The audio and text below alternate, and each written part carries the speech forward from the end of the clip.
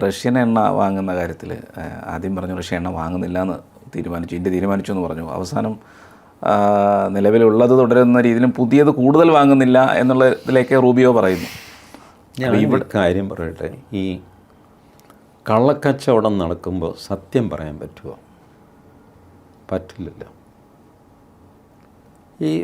നമ്മൾ ഈ സിറ്റുവേഷൻ മനസ്സിലാക്കാതെ വെറുതെ റഷ്യൻ എണ്ണ വാങ്ങുന്നുണ്ടോ ഇല്ലയോ എനിക്കിപ്പോൾ അറിയണം, അങ്ങനെ പറയാൻ പറ്റില്ല. റഷ്യൻ എണ്ണ നമ്മൾ വാങ്ങുന്നുണ്ട്, പക്ഷെ വാങ്ങുന്നുണ്ടെന്ന് നമുക്ക് പറയാൻ പറ്റില്ല. ഇപ്പോൾ ഇറാൻ 4 വശത്തും സാങ്ഷനാണല്ലോ, അങ്ങനെയാണ് ഇതിനോടകം ചത്തുപോകേണ്ടതല്ലേ ഇറാൻ? പോയില്ലല്ലോ. കാര്യം എന്താ? ഇറാനിൽ നിന്ന് ചൈന എണ്ണ വാങ്ങുന്നുണ്ട്. സാങ്ഷൻസാണ്, എല്ലാം നിരോധിച്ചിരിക്കുകയാണ്. പക്ഷേ ചൈന എണ്ണ കൊണ്ടുപോകുന്നുണ്ട്. എന്താ, ചൈനയ്ക്ക് സാങ്ഷൻ ബാധകമല്ലേ? ബാധകമൊക്കെയാണ്, പക്ഷേ ചൈനയും കൊണ്ടുപോകുന്നു. അതിന് ഈ എന്താ കള്ള ടാങ്കർ എന്നൊക്കെ പറയും. അതിന് അങ്ങനെയാണ് 3 ടാങ്കർ പിടിച്ചെടുത്തു എന്നൊക്കെ പറഞ്ഞ് പ്രശ്നമുണ്ടായത്. ഈ പല രാജ്യങ്ങളുടെയും കോടി മാറ്റിയും ഇതുമൊക്കെ ഈ മർച്ചൻ്റ് നേവിയിൽ ജോലി ചെയ്ത് റിട്ടയറായ ആൾക്കാരോട് ചോദിച്ചു നോക്കുക, എങ്ങനെയാണ് ഈ കപ്പലുകളൊക്കെ മാറ്റുന്നത്?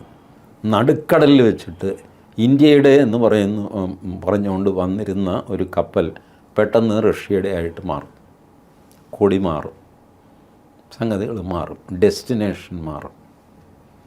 ജിബൂട്ടിയിലേക്ക് പോകുന്നു എന്ന് പറയും, ഇവൻ നേരെ പാകിസ്ഥാനിലേക്കായിരിക്കും വെച്ച് പിടിക്കുന്നത്.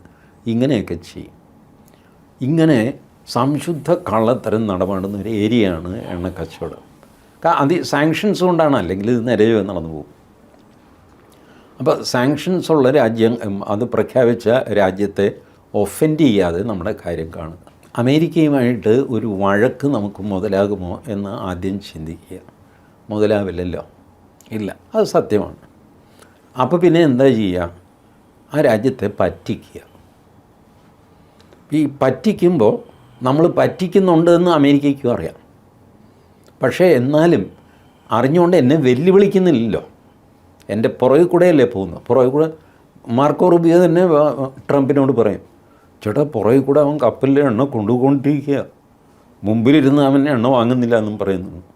പുറകിൽ കൂടെയല്ലടാ, കൊണ്ടുപോട്ടെ, അവനും ജീവിക്കേണ്ടത്, നീ ചുമ്മാ ഇങ്ങനെ പറഞ്ഞാൽ മതി.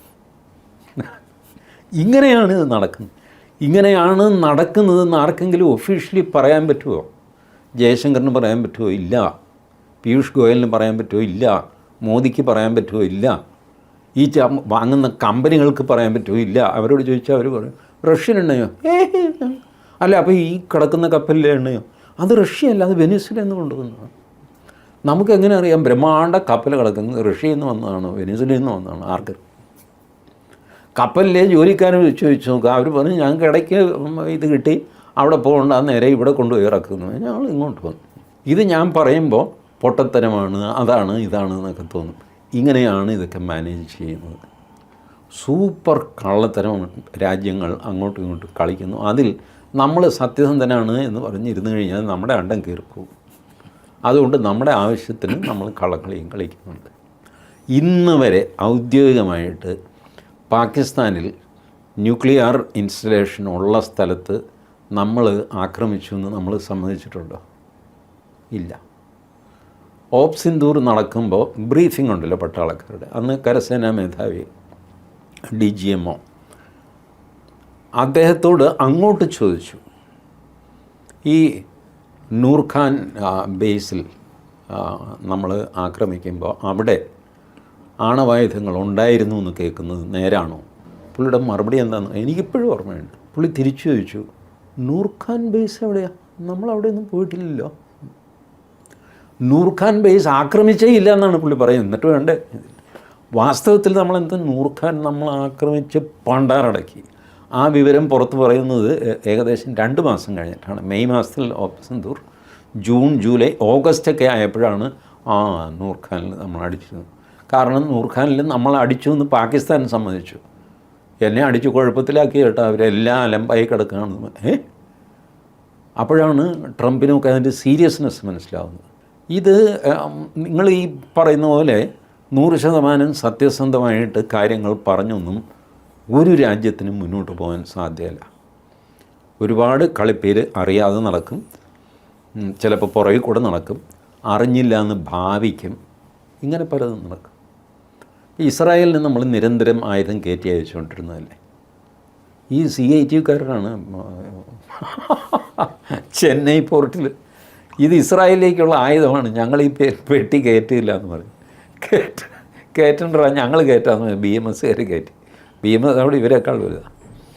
അവസാനം ഇതെന്താ പ്രശ്നം എന്ന് പോർട്ടുകാരൻ അവർ പറഞ്ഞു 2 പേരും കയറ്റണ്ട, ഇത് ക്രെയിനിൽ കയറ്റാവുന്നതേ ഉള്ളൂ എന്ന്.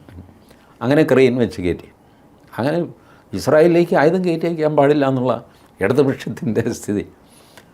അപ്പോഴാണ് പൊതുജനം ഇതറിയുന്നത് ഇസ്രായേലിലേക്ക് നമ്മൾ ആയുധം കയറ്റി അയക്കുന്നുണ്ടെന്ന്. ഈ ഇഷ്യൂ ഉണ്ടായപ്പോഴാണ്. അതുവരെ ആർക്കും അറിയില്ല. കപ്പൽ നിറച്ച് പൊയ്ക്കൊണ്ടിരിക്കുക, ആരും അറിയുന്നില്ല. എന്നിട്ട് പാലസ്തീൻ്റെ പ്രമേയത്തെ പിന്തുണയ്ക്കുകയും ചെയ്യുന്നു. ഇരട്ടത്താപ്പല്ലേ എന്ന് ചോദിച്ചാൽ അതേ ഇരട്ടത്താപ്പാണ്. അങ്ങനെ ഈ ലോകത്ത് ജീവിക്കാൻ പറ്റുള്ളൂ. ഇത് പഴയ കാലമല്ല, ഒരു പക്ഷേ വളരെ പഴയ കാലമാണ് താനും. ചാണക്യൻ പറഞ്ഞ പ്രിൻസിപ്പിളിലാണ് ഇപ്പോൾ മോദി പോകുന്നത്.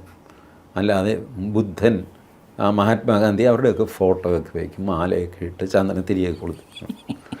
കാര്യങ്ങൾ ചാണക്യൻ പറഞ്ഞ വഴിക്ക് പോകും.